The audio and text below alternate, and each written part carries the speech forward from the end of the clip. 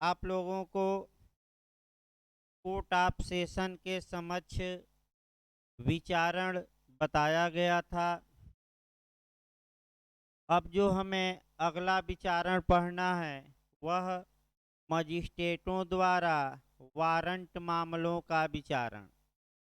यहाँ से भी आपका प्री में भी क्वेश्चन बनता है, मेंस में भी बनता है और इंटरव्यू में भी बनता है।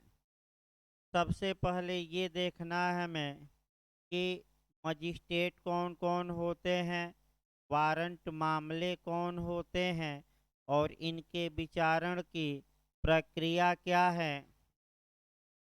देखिए, जहाँ तक वारंट मामलों की बात है, सबसे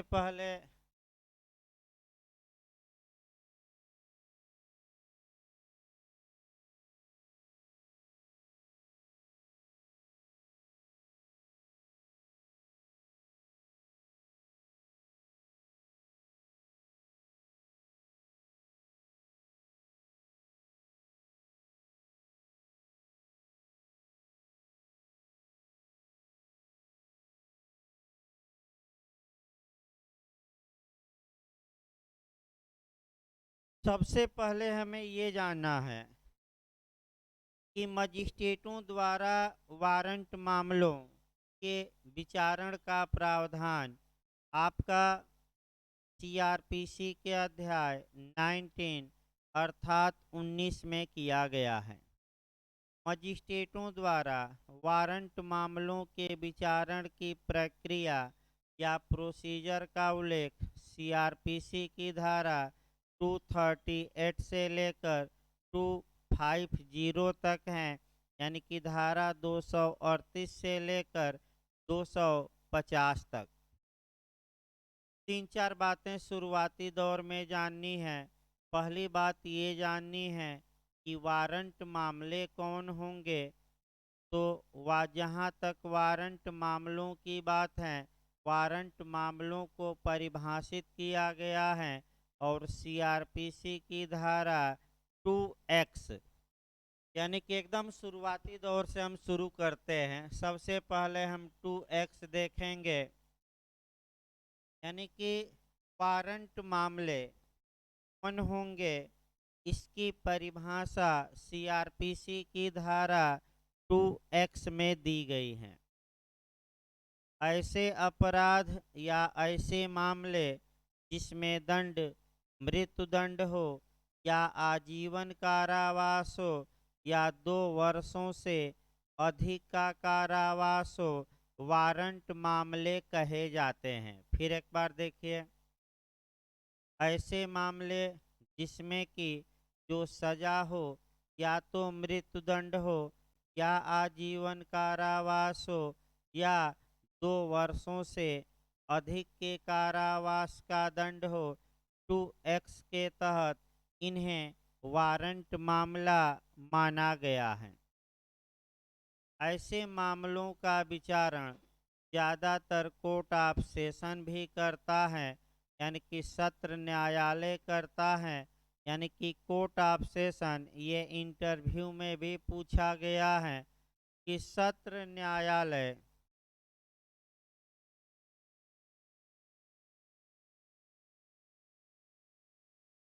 ऑफ सेशन यानी कि सत्र न्यायालय कैसे मामलों का विचारण करता है, ये इंटरव्यू में भी पूछा जा चुका है। तो आपका जवाब रहेगा कि कोर्ट ऑफ सेशन ज़्यादातर वारंट मामलों का विचारण करता है, लेकिन कोर्ट ऑफ सेशन कुछ समन मामलों का भी विचारण करता है। यानी कि ज़्यादातर आपका किसका करता है, को मने वारंट मामलों का कोर्ट ऑफ सेशन ही करता है। फिर आपका वारंट मामलों के विचारण की जहाँ तक बात है, मजिस्ट्रेटों द्वारा भी वारंट मामलों का विचारण किया जाता है। यानी कि जो मामले अनन्यतः या पूर्णतः सत्र न्यायालय द्वारा विचारणीय नहीं है, वे मामले वारंट मामले जो हैं मजिस्ट्रेटों द्वारा विचारित किए जाते हैं। अब समस्या ये उठती है कि कौन से मामले कोर्ट ऑफ सेशन द्वारा ट्रायल होंगे और कौन से मामले मजिस्ट्रेटों द्वारा। जो वारंट मामले हैं, ये अगर पूछा जाए तो इसका निर्धारण कैसे होगा। तो सतर्क होकर इस क्वेश्चन को भी बताना है कि कौन से मामले जो वारंट हैं वह कोर्ट ऑफ सेशन द्वारा ट्रायल योग्य हैं। तो इसको आपको बताने के लिए सीआरपीसी का सेक्शन 26 कवर करना पड़ेगा और फिर सीआरपीसी का प्रथम अनुसूची फर्स्ट शेड्यूल प्रथम अनुसूची के प्रथम खंड के छठवें स्तंभ में विचारण न्यायालयों का उल्लेख है। तो जिन अपराधों के आगे आपका विचारण न्यायालय के रूप में कोर्ट ऑफ सेशन दर्ज है, आपका उन अपराधों का विचारण जो वारंट मामले हैं कोर्ट ऑफ सेशन द्वारा किया जाएगा। फिर एक बार इसको तैयार रखिए। सीआरपीसी के फर्स्ट शेड्यूल के फर्स्ट क्लाज के 6 या छठवें स्तंभ द्वारा इसका निर्धारण होगा कि कौन से अपराध जो वारंट मामले हैं किस न्यायालय द्वारा ट्रायल योग्य हैं। अगर छठवें स्तंभ में कोर्ट ऑफ सेशन लिखा है तो वह मामला किसके द्वारा विचारणीय होगा, कोर्ट ऑफ सेशन। और मजिस्ट्रेट लिखा है तो किसके द्वारा, मजिस्ट्रेट द्वारा। इंटरव्यू में भी आ चुका है। अगला पॉइंट इसका देखा जाए। अब मजिस्ट्रेट कौन कौन होते हैं और मजिस्ट्रेट के न्यायालयों में अभियोजन का संचालन किसके द्वारा किया जाता है, अब हमें ये देखना है। देखिए, आपका जो मुख्य न्यायिक मजिस्ट्रेट यानी कि चीफ जुडिशियल मजिस्ट्रेट और उसके नीचे के कुछ मजिस्ट्रेट होते हैं, ये सतर्क रहना है। और मजिस्ट्रेट के न्यायालयों में अभियोजन का संचालन यानी कि प्रोसिक्यूशन को हैंडल कौन करता है, अभियोजन को कौन संचालित करता है, तो इसके लिए एपीओ रखे गए हैं यानी कि सहायक लोक अभियोजक। तो एक और आपका ध्यान में रखना है, जो ये वारंट मामलों का ट्रायल हम मजिस्ट्रेट द्वारा बताएंगे, इसमें अभियोजन का संचालन लोक अभियोजक या पब्लिक प्रोसिक्यूटर द्वारा न करके आप किसके द्वारा किया जाएगा, एपीओ द्वारा अर्थात सहायक लोक अभियोजक द्वारा। फिर क्वेश्चन बनता है कि एपीओ के नियुक्ति का प्रावधान सीआरपीसी की किस धारा में है, तो आपका जवाब रहेगा सीआरपीसी की धारा 25 यानी कि एपीओ के बारे में प्रावधान सीआरपीसी की धारा 25 में किया गया है। अब आपका आगे बढ़ा जाए और आगे देखा जाए, जहाँ तक मजिस्ट्रेटों द्वारा वारंट मामलों के विचारण की बात है, मजिस्ट्रेटों द्वारा वारंट मामले के विचारण की प्रक्रिया को 2 वर्गों में बांटा गया है। आइए इसको तुरंत वर्ग बना लेना है, यानी कि विचारण की प्रक्रिया को कितने वर्गों में बांटा गया है, 2 क्लाज में बांटा गया है। जो पहला क्लाज है वह ये कहता है कि पुलिस रिपोर्ट पर दायर वारंट मामलों में विचारण की प्रक्रिया, और दूसरा ये कहता है कि पुलिस रिपोर्ट से भिन्न आधार पर दायर वारंट मामलों में प्रक्रिया। ये अच्छे से तैयार रखना है। पुलिस रिपोर्ट पर दायर वारंट मामलों में प्रक्रिया अलग बनाई गई है और पुलिस रिपोर्ट से भिन्न आधार पर दायर मामलों में प्रक्रिया अलग की गई है।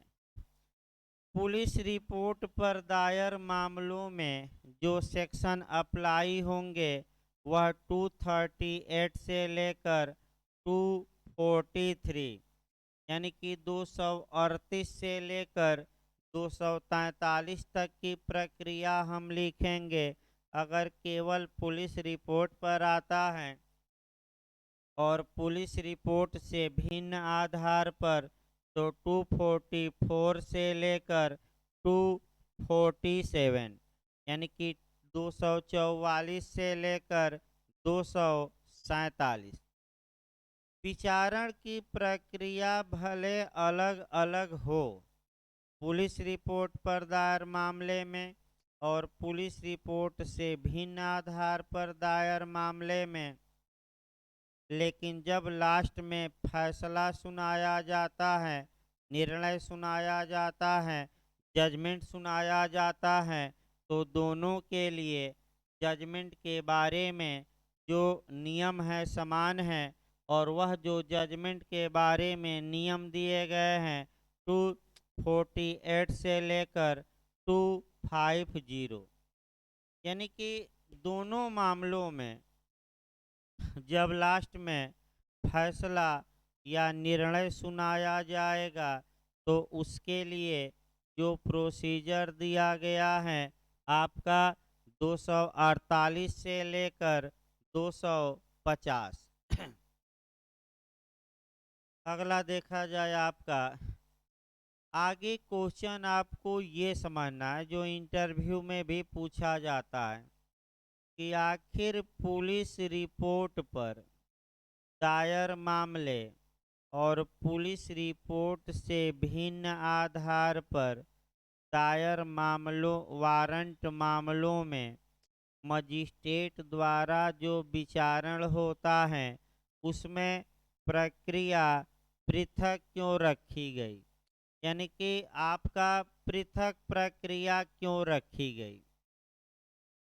इसका एक पहले उदाहरण दिया जाए कि आखिर प्रोसीजर में अंतर क्यों किया गया तो इसका एक सामाजिक उदाहरण दिया जाए और तब कानूनी भाषा में आपको हम समझाते हैं।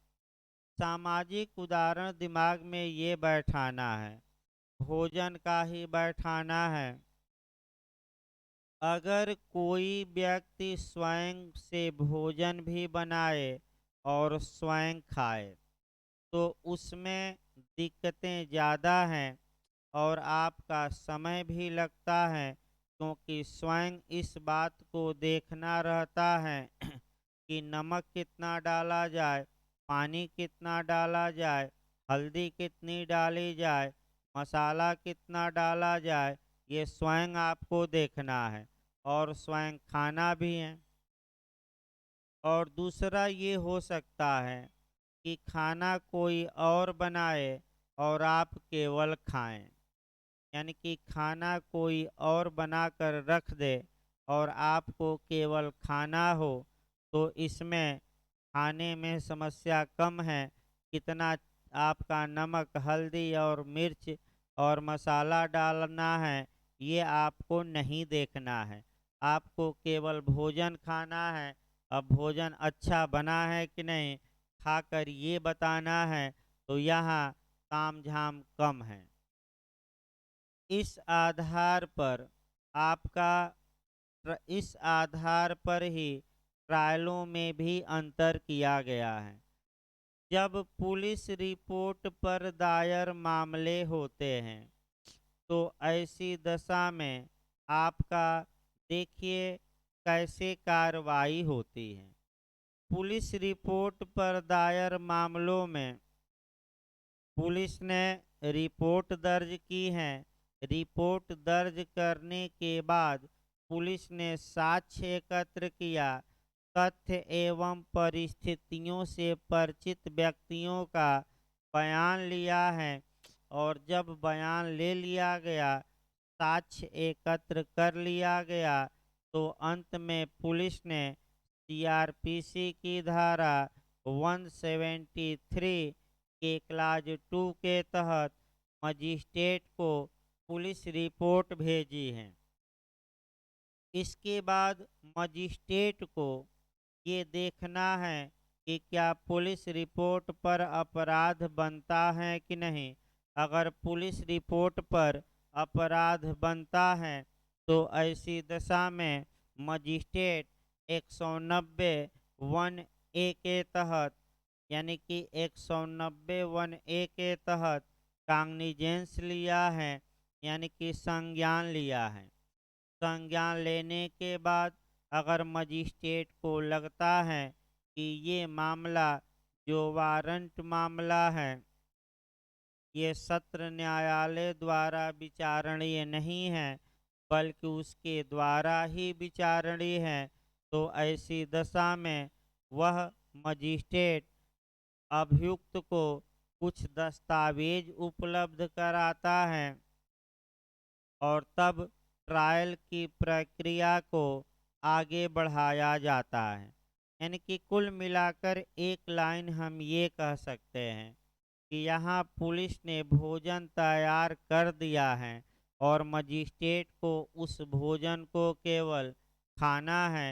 यानी कि मजिस्ट्रेट को पुलिस द्वारा एकत्र किए गए साक्ष्य पर विचार करना है। इसलिए पुलिस रिपोर्ट पर दायर मामलों में जो प्रोसीजर है वह अलग किया गया। अब आइए पुलिस रिपोर्ट से भिन्न आधार पर दायर मामले।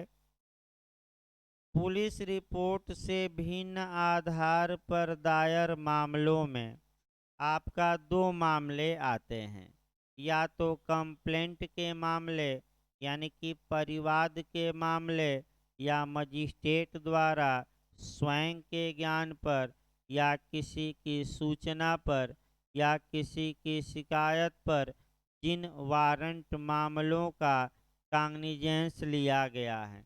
यानी कि पुलिस रिपोर्ट से भिन्न आधार पर दायर मामलों में आपका 190 वन ए आएगा और 190 वन सी आएगा, माने संज्ञान में।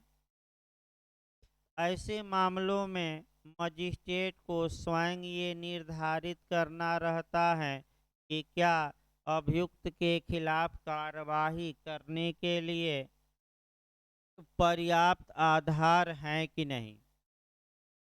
इसके लिए मजिस्ट्रेट धारा 200 के तहत 200 के तहत यानी कि 200 के तहत खुद ही परिवादी की परीक्षा करता है, खुद ही गवाहों की परीक्षा करता है और 202 के तहत खुद ही जांच करता है या पुलिस या किसी अन्य व्यक्ति से अन्वेषण करा लेता है और तत्पश्चात 204 के तहत 204 के तहत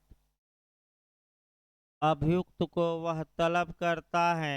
यानी कि कुल मिलाकर एक लाइन ये रहा कि मजिस्ट्रेट को स्वयं बयान भी लेना है, स्वयं साक्ष्य भी लेना है और उस बयान और साक्ष्य के आधार पर स्वयं विचार करना रहता है कि क्या पर्याप्त आधार हैं जिससे कि अभियुक्त के खिलाफ कार्यवाही आगे बढ़ाई जा सके। ऐसे मामलों में आपका जो वा अगर ऐसे मामले वारंट मामले हैं तो इसके लिए जो प्रोसीजर है ट्रायल का वह अलग है और इसके लिए प्रावधान कहाँ से कहाँ तक हैं 244 से लेकर 247, इसलिए अलग किया गया। क्यों अलग किया गया आपका ये बताएं हम।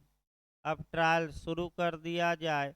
पुलिस रिपोर्ट पर दायर मामलों में प्रक्रिया तो फिर एक बार बता दिया जाए आपका कि जो ये पुलिस रिपोर्ट पर दायर मामलों में अध्याय 19 के खंड क के तहत हम प्रक्रिया बताएंगे।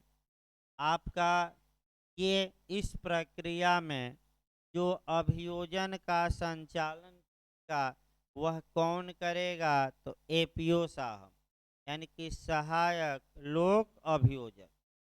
तो आइए देखा जाए आपका टू टू 238 से लेकर 243, बस याद करना है। आइए पहली धारा हम देखते हैं 238। 238 देखिए क्या कहा गया है 238 में। देखिए धारा 207 का अनुपालन, यानी कि सेक्शन ये कहा गया है कि धारा 207 का अनुपालन, यानी कि जब मजिस्ट्रेट पुलिस रिपोर्ट पर दायर वारंट मामलों का विचारण शुरू करेंगे, तो ऐसी ऐसी दशा में आपका जब अभियुक्त मजिस्ट्रेट के समक्ष हाजिर होता है, यानी कि जमानत पर है तो हाजिर होता है, या लाया जाता है यानी कि जमानत पर नहीं है तो पुलिस द्वारा पकड़कर लाया जाता है, तब मजिस्ट्रेट इस बात को देखेंगे कि क्या सीआरपीसी की धारा 207 का पालन कर दिया गया है कि नहीं। अगर नहीं किया गया है तो 207 सेक्शन का पालन करेंगे। तो आखिर धारा 207 में कौन सी बात है जिसका विचारण के प्रारंभिक दौर में ही पालन किया जाएगा। तो 207 प्राकृतिक न्याय पर आधारित है। आडि अल्ट्रम पर्टम, यानी कि दूसरे पक्षकार को भी सुनो। तो दूसरे पक्षकार को अच्छे से सुनने के लिए यह आवश्यक है कि दूसरे पक्षकार के विरुद्ध जो एविडेंस उपलब्ध है उसको बता दिया जाए, जो बयान है उसको बता दिया जाए। तो अभियुक्त को कुछ अभिलेख और दस्तावेज दिए जाएंगे। तो कौन कौन से दस्तावेज दिए जाएंगे यदि पहले से न दिए गए हों। देखिए कौन कौन। पहला एफआईआर की कॉपी निःशुल्क दिया जाएगा, एफआईआर की कॉपी। इसके बाद पुलिस रिपोर्ट की कॉपी, याद करते रहे कौन कौन। एफआईआर की कॉपी, पुलिस रिपोर्ट की कॉपी, फिर आपका 161 का बयान, 161 में अगर बयान है तो वह बयान दिया जाएगा।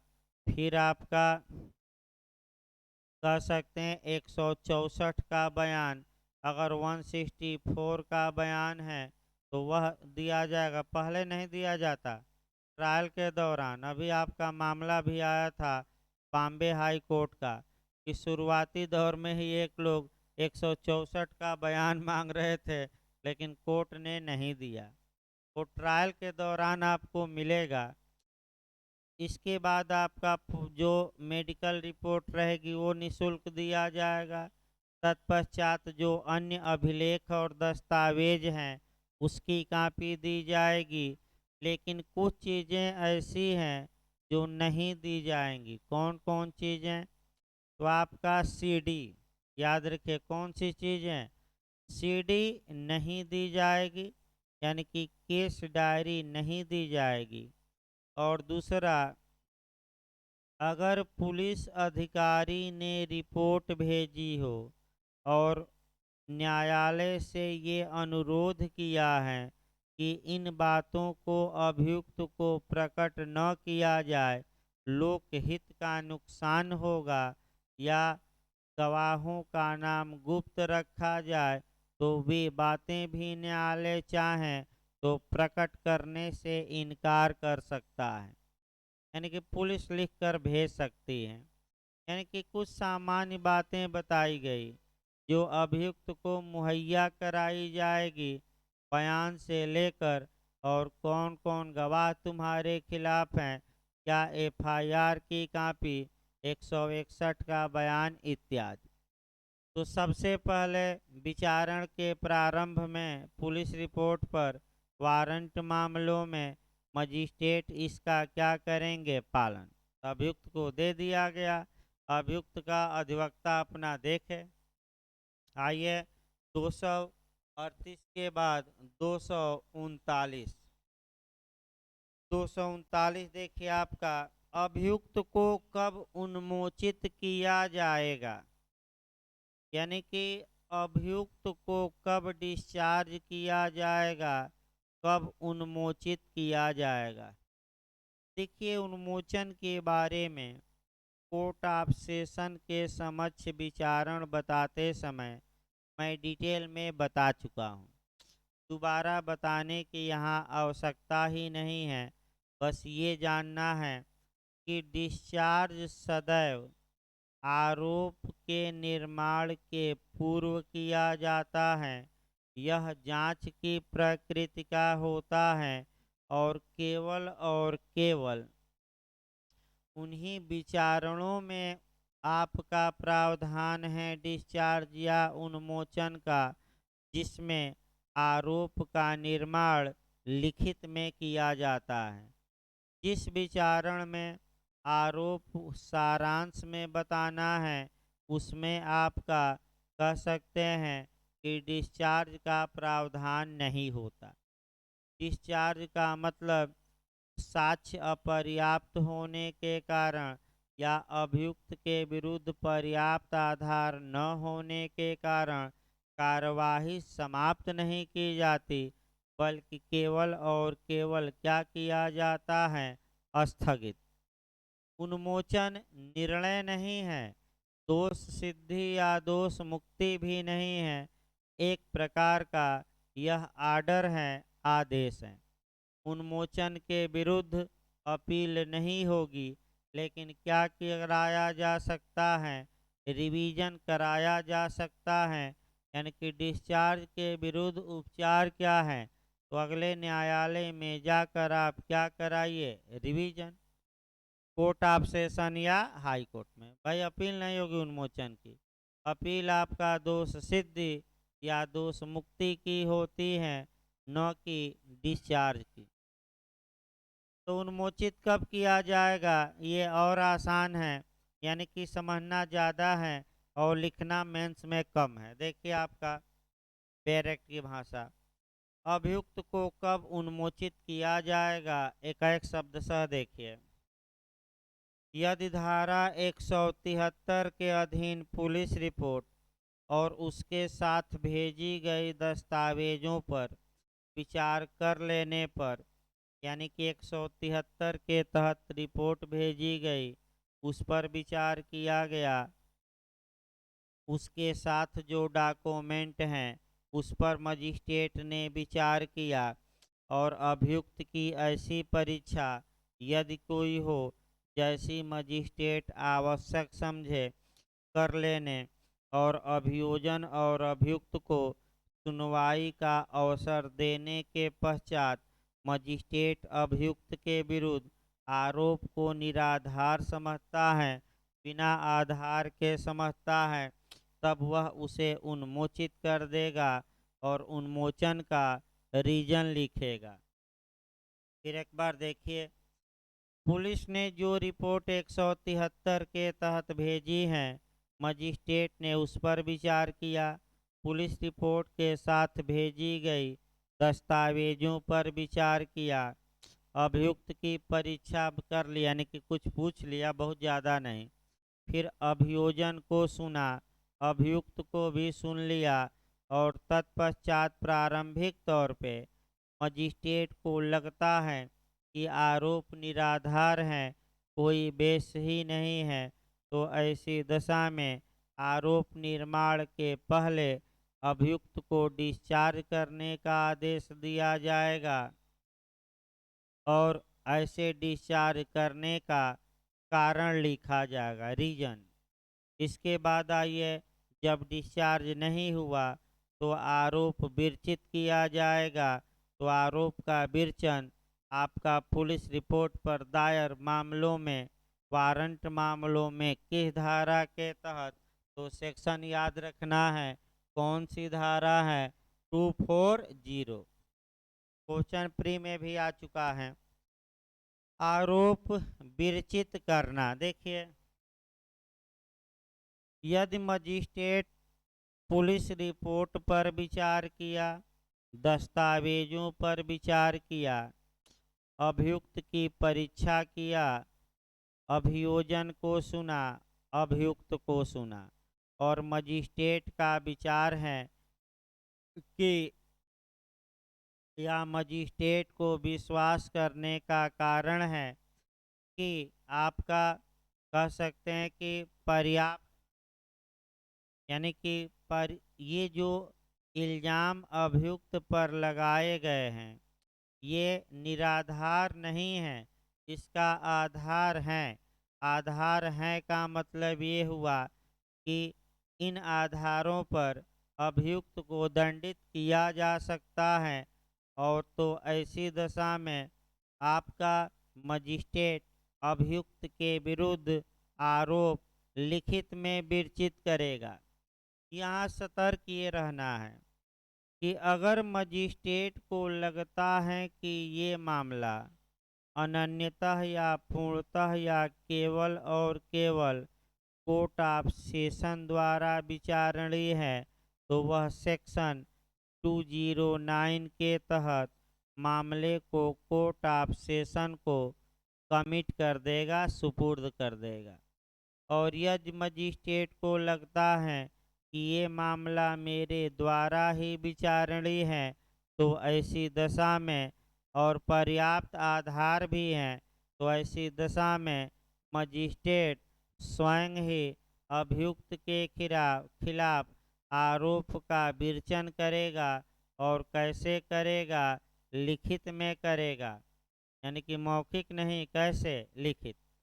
जब आरोप विरचित हो गया तो कोर्ट ऑफ सेशन के समक्ष विचारण में भी बताया गया था, आरोप अभियुक्त को पढ़कर सुनाया जाएगा, समझाया जाएगा, और आपका माने आरोप अभियुक्त को पढ़कर सुनाया जाएगा, समझाया जाएगा, और तुरंत पूछा भी जाएगा कि क्या जो आरोप लगे हैं क्या अभियुक्त उसके किए जाने का अभिवाक करता है, यानी कि दोषी होने का अभिवाक करता है, या प्ली ऑफ गिल्टी करता है कि विचारण का दावा करता है, ये पूछ लिया जाएगा।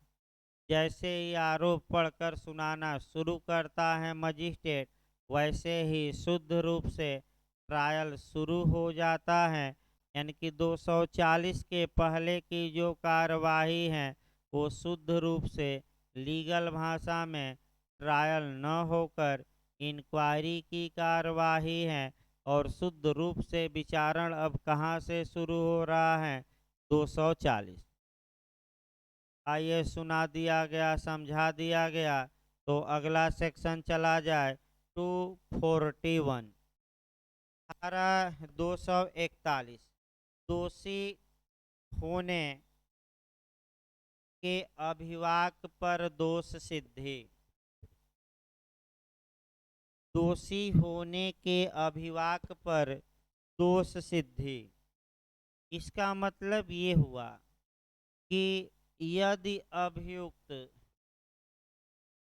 आरोप सुनाने और समझाने के बाद दोषी होने का अभिवाक करता है, प्ली ऑफ गिल्टी कर लेता है, तो ऐसे प्ली ऑफ गिल्टी को मजिस्ट्रेट द्वारा लेखबद्ध किया जाएगा, और मजिस्ट्रेट ऐसे प्ली ऑफ गिल्टी के आधार पर अपने स्वविवेकानुसार अभियुक्त को दोष सिद्ध कर सकेंगे, यानी कि मजिस्ट्रेट अभियुक्त को दोष सिद्ध करने के लिए बाउंड नहीं है, बाध्य नहीं है, चाहे तो करे या चाहें तो न करें। यानी कि सामान्य भाषा में आपका ये हुआ, सामान्य भाषा में कहिए ये हुआ कि अभियुक्त पर आरोप लगाया गया, पढ़कर समझाया और सुनाया गया, पूछा गया अभियुक्त से कि वह दोषी होने का अभिवचन करता है कि विचारण का दावा करता है, तो अभियुक्त ने दोषी होने का अभिवचन किया, यानी कि आरोप की मैं कही गई बातों को एक्सेप्ट कर लिया कि मैं ही ये अपराध किया हूँ। ऐसी दशा में फिर भी मजिस्ट्रेट दोष सिद्ध या कन्विक्ट करने के लिए बाध्य नहीं है। मजिस्ट्रेट चाहें तो ऐसी दशा में या तो दोष सिद्ध करे या न करे। लेकिन अगर मजिस्ट्रेट दोष सिद्ध करता है तो अपील पर इसका प्रभाव पड़ेगा और अपील का जो बेस है, आधार हैं, वह सीमित हो जाएगा। तो जब भी 241 पढ़िए, तुरंत आपका सीआरपीसी की धारा 375 को जोड़कर पढ़िएगा। जो अपील का आधार है वह अब सीमित हो जाएगा। अगर अभियुक्त प्ली ऑफ गिल्टी के आधार पर दोष सिद्ध किया गया है तो अपील केवल दो आधारों पर हो सकेगी, एक दंड के परिणाम पर और दूसरा दंड की वैधता पर। यानी कि अपील केवल किस आधार पर अब हो सकती है? दो आधारों पर, एक आपका दंड का परिणाम और दूसरा किस पर? दंड की वैधता पर। इसके अलावा अन्य किसी आधार पर अपील नहीं होगी। इस प्रकार आपका आज का लेक्चर समाप्त होता है। धन्यवाद।